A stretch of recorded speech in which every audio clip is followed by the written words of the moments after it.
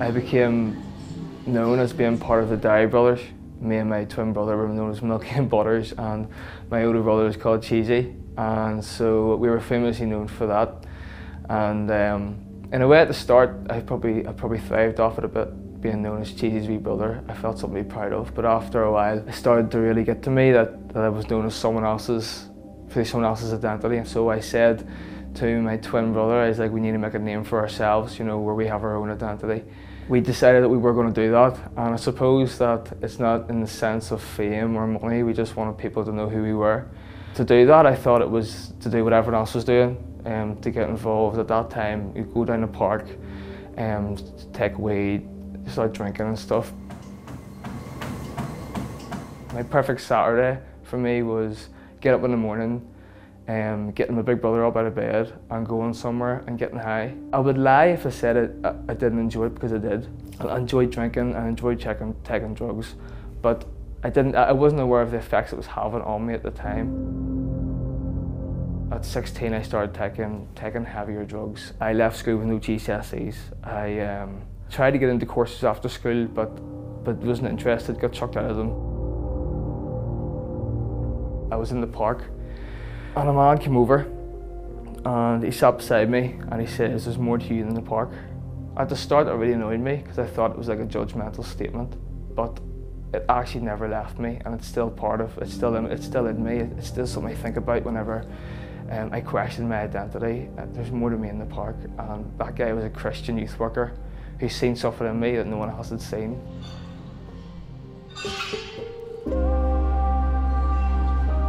I realised it started to become a problem whenever, you know, you take drugs for so many days. I was taking them for 4 or 5 days in a row, and then you were suffering for 4 or 5 days. I still had a full-time job, but I was going to the job, you know, still off my head on drugs. Every weekend I was like, I need to stop, and every weekend was the same. Before I knew it, I was on the gear. And at 18, no one wants to admit they have a problem, and I just said, like, this couldn't be it. Like, we can't live our lives like this. At that point, I wish I could say I changed my life around, but I didn't. But not soon after that, my brother became a Christian, and I was so angry because I felt like I lost my buddy. I felt like I lost my drinking partner, my partner in crime. You know, everyone's seen this Butters who was fun and who was up for a laugh and he didn't care about anything, but when I got home, it was a different guy. It was depression, it was anxiety. I hated myself, I couldn't stop taking these drugs, and I felt like the whole world was coming in on me. I started to see this change in my brother that I'd never seen in anyone before. It was different, there was something different about him, and I couldn't put my finger on it. And I used to come home at night time after a weekend on the gear, and I used to sit beside his bed because it was the only place I felt safe. And it wasn't because of his physical presence, it was because of what he carried, and I didn't realise it at the time. And so that set me on this thought pattern of asking myself more questions, like, what if this Jesus guy really did exist? And my brother asked me to go to Alpha, and at the start it was a no. I didn't want anything to do with it, but then I decided to give it a go, and it was a 10-week course, and I think I made it to 4, just because of my lifestyle. And the weekend where my life changed forever, it was an Alpha weekend. Again, I don't remember what was said, but I knew that I was challenged, and so I ran out and I texted my friend to get me a pint ready. And I went up and met my friends, and I hit the drugs and drank harder than I've ever hit it because I was under such conviction and I wanted to forget about it. So 2 days later, I was still on the gear, and I went home and I done what I usually done. I jerked myself to sleep because I couldn't sleep otherwise, and I felt these sharp pains in my chest. I couldn't breathe, and I felt like I looked in the mirror and I was going green. And so I went to my mum. I goes, Mum, you need to take me to hospital. And she knew fine rightly. My mum, she wasn't stupid, like, she knew what I was doing. She knew what I was up to all them years. So we got in the car and we went to hospital, and before I knew it, I was down on a hospital bed, wired up to all these drips and these doctors around me. My mum was at the end of the bed watching as the doctors worked on me. And it was the first time I really prayed, and I said to God, like, I was at a point where I wanted to die. I didn't want to be alive, and I said to God, I don't care what happens to me, just take away her pain. Just take away that woman's pain. And my mum was a Christian, and she was praying at the same time as well. I felt this sensation running through my body of like just peace. It's hard to understand for me because I was in a lot of pain because my body was starting to shut down, and then I felt this peace just sort of like overflow through my body, and then I blacked out. And I woke up 4 hours later by myself in a hospital bed, and I felt fine. I felt 100%. I couldn't understand, and they discharged me, and I went home, and I couldn't put my finger on it. I didn't want to believe it was God because I knew if it was God, I'd have to change my life. I was out of hospital on Sunday night, and on the Monday my uncle died, and obviously 3 days later there was a funeral, and I couldn't help but look at everyone because I knew what my mum was thinking. My mum was thinking it could have been me, and it broke my heart. I drank for 12 hours solid, and I tried to go to sleep and I couldn't. And it was just a thought of like, you know, I can't keep living like this. I felt this presence in my room of like peace. Because why do you ever want to have anyone like me? Like, why even bother? And after 6 long hours of rolling about my bedroom floor trying to get this thought out of my head, I surrendered and I give it to God, I give it to Jesus. And there was a difference in how I felt the next day. I was excited. I felt, for the first time in my life, I felt like something was going, like I was going to go somewhere, and I wish I could tell people. I wish I could say to people that's where it all started going really, really well. But I suppose that's where it got harder. I didn't feel comfortable in church, and I didn't have many Christian friends, and I was scared to tell people. When I did tell people, there's always mixed reviews. People say, oh, you'll be back on the gear in no time. But then some of my friends, I told my friend on the phone I became a Christian, and he cried on the phone because he was so proud of me.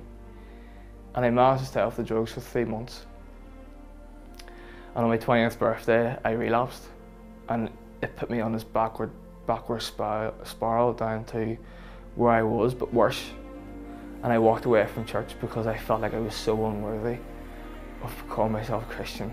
And constantly for 5 months, people were just like, oh, what happened to you being a Christian? That didn't last long. And I'd be like, yeah, it's just not for me.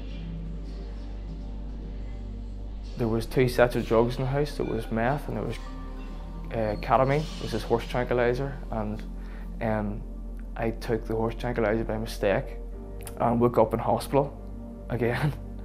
I couldn't feel my legs, I couldn't walk. I didn't sleep at night. I just kept thinking of how did I get here? I didn't know how I was going to get out of it. And the next day they sent the addiction counsellor around, and he said to me, can you control it? And I said no, and he goes, then you're an addict, you're a drug addict. And at 20 years old, being told I was a drug addict was probably the hardest thing I've had to hear. And so he says, you need to go to rehab, because if you don't go to rehab, the chances of you surviving past your 20s is slim. I says, you know, I thank you for your offer, but I'm just going to go back to church. And he looked at me as if I was still high, and probably was a wee bit at the time, because there was a lot of drugs I took. I was so scared to go back to church, because just in my own head, I knew that people weren't going to judge me, but I was just so ashamed of what I'd done. And I was asked if I wanted to be baptised. At the start I said no. I goes, because someone like me doesn't deserve treatment like that. But then when I looked into what baptism was, about leaving the old behind and being a new creation, I was like, I want that. I need that. That's the only way I'm going to survive. I couldn't really read because I'd forgotten how to, because I'd been out of education. So I had a running commentary alongside the Bible, because I couldn't understand the Bible.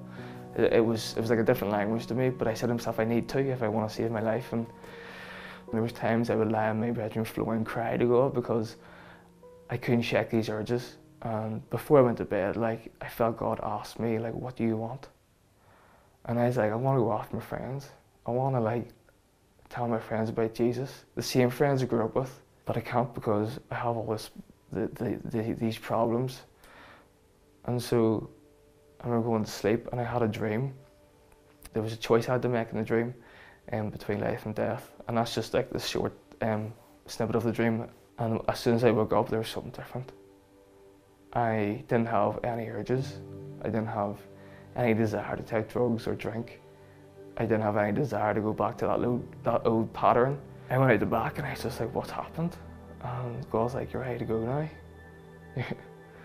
And so after that, I spent I started going out with my friends again to house parties till 5 in the morning, drinking water, where they all took drugs and they drank, and I was so content with my water. And I would just sit in front of it and I would even look at it, but people would say, like, how is that possible? Because they knew what I was like before. I decided to leave my job and take a year out with church, and in that year God just completely rewrote my story. He broke my heart for young people, he broke my heart for community and for Lurgan.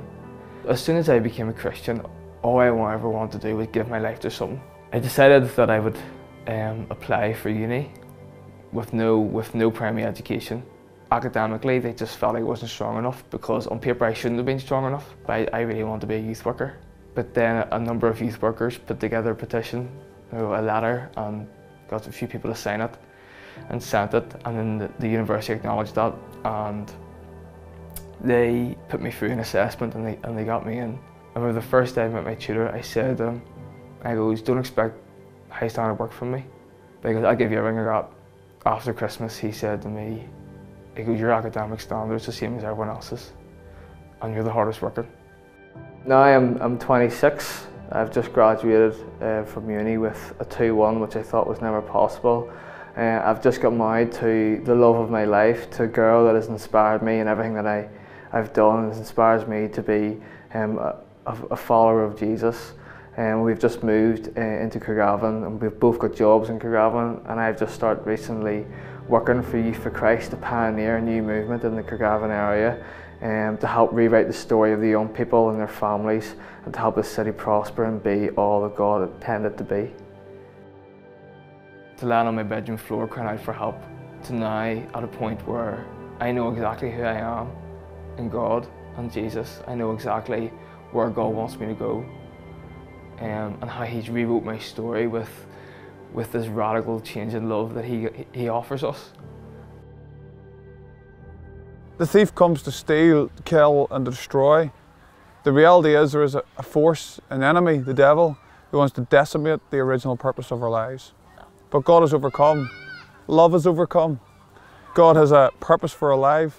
He has inscribed hope on your heart.